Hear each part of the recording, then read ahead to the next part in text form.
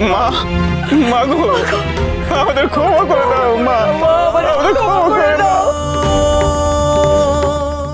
আমাদের কৃপা করো মা, আমাদের কৃপা করো মা, কৃপা করো মা। এই এদিকে আয়, এদিকে আয়, এদিকে আয়। আয়। মায়ের কাছে ক্ষমা চেয়েছিস, এবার নিজেদের মেয়েকে নিয়ে ঘরে ফিরে যা।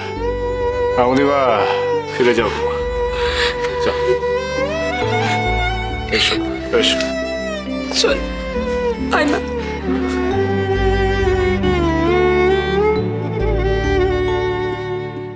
এই তারা তারা তারা তারা মানে বাবা জয় তারা তারা তারা মানে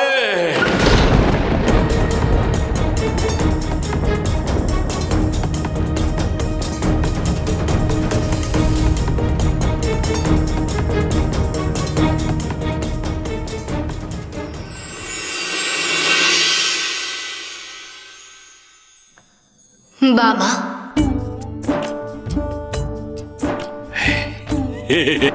মানে তুই এসেছিস তো মা? এর নাম রে মা, এর নাম রে। তুই দেখেছিস তো মা, ওই আমুদির সৎ মা কেমন বদলে গেল রে।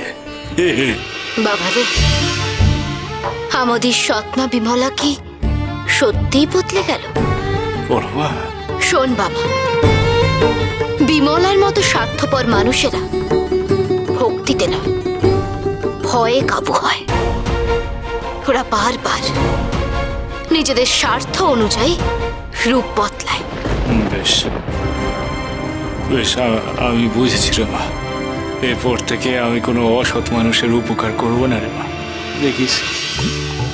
আমি তোকে আশীর্বাদ করছি বাবা, তুই যেন এইভাবে দীন দরিদ্র, সহায় সম্বলহীন এবং ভক্তিপরায়ণ মানুষদের উপকারে লেগে থাকতে পারিস। মহাপীঠ তারাপীঠ, মহাপীঠ তারাপীঠ, মহাপীঠ তারাপীঠ।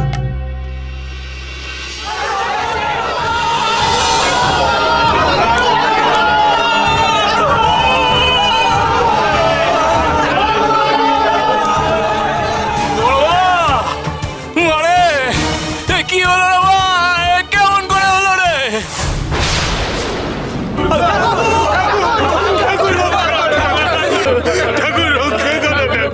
ঠাকুর, আমাদের কি হলো ঠাকুর? আমাদের বাড়ি ঘর দর ক্ষেত খাওয়ার সব যে পুড়ে ছাই হয়ে গেল ঠাকুর। আমাদের রক্ষা করো, আমাদের সাথে কি হলো? বড় মা, কেমন করে হলো রে মা? এমন কোন সর্বনাশ ঘটলো রে মা? শোনো গো, শোনো গো, তোমরা সকলে শান্ত হও গো, শান্ত হও গো তোমরা।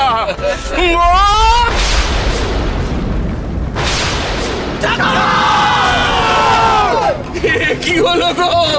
আমাদের চোখের সামনে বাপদেব ঠাকুর গর্তে তলিয়ে গেল। আমাদের এই বিপদ থেকে এখন আমাদেরকে উদ্ধার করবে গো।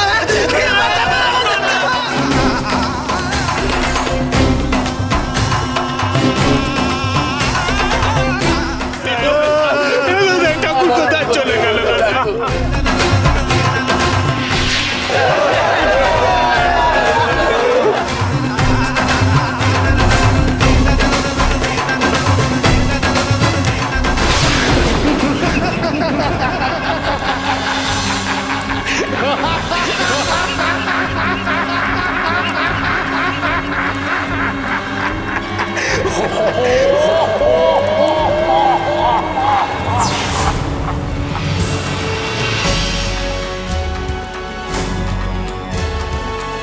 কি বুঝলে অঘরেশ্বর?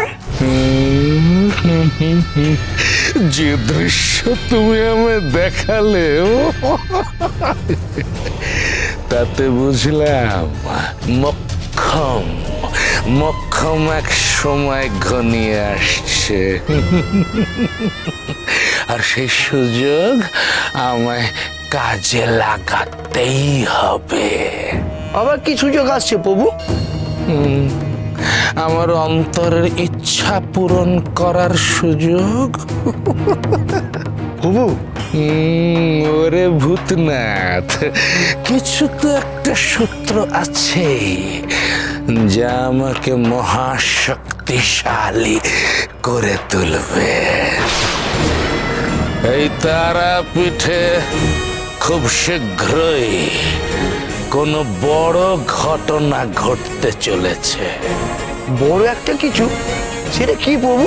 তা আমি জানি না, কিন্তু আমি জানি কে কে তার সন্ধান দিতে পারে।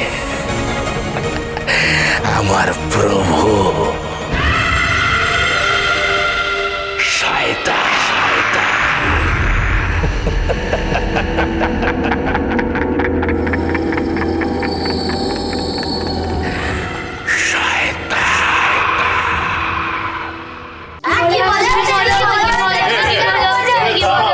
থাম দেখি, থাম, মজা হবে না? ওরাইবা দেখেছো আমাদের পাল মশাই কি সুন্দর মায়ের মূর্তিখানা করেছেন।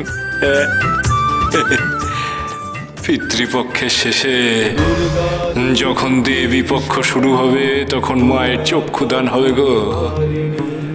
মায়ের শরীরে বস্ত্র উঠবে, মায়ের হাতে অস্ত্র উঠবে, মায়ের কেশসজ্জা হবে। তখন আমার মাকে কি সুন্দর লাগবে গো দেখতে। সমস্ত মানুষ আমার মায়ের সেই রূপ দেখে একেবারে একেবারে অবাক হয়ে যাবে গো। ঠাকুর, শুনেছি আপনিও নাকি ভালো মূর্তি করতে পারেন। পালমশাই, বামা ছোটবেলা আপন মনে মায়ের মূর্তি করত। আমি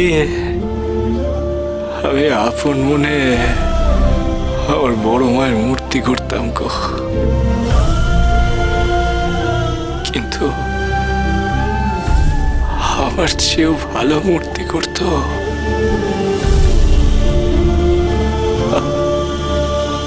আমার বাবা।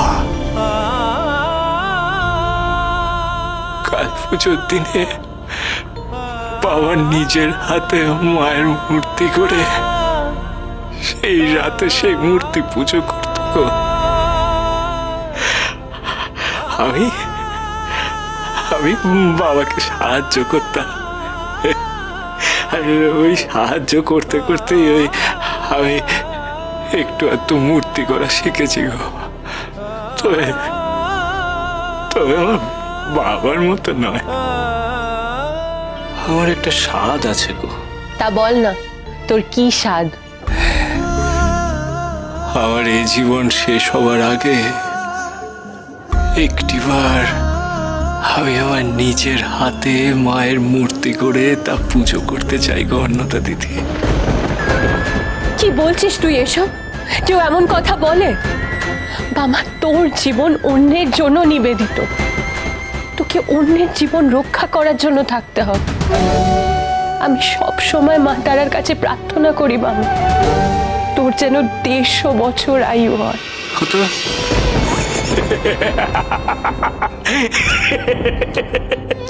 150 বছর? এ তুই কি বললে গো অন্নদা দিদি? জন্মগ্রহণ যখন করেছি তখন এই সাধের শরীর ছেড়ে আমাকে একদিন চলে যেতেই হবে গো। সবাইকে যেতে হবে। ডাক আসবে অন্নদা দিদি, যেদিন যার ডাক আসবে সেদিন তাকে সেই ডাকে সাড়া দিতেই হবে। আর এই শরীর ছেড়ে সে চলে যাবে বহু দূর।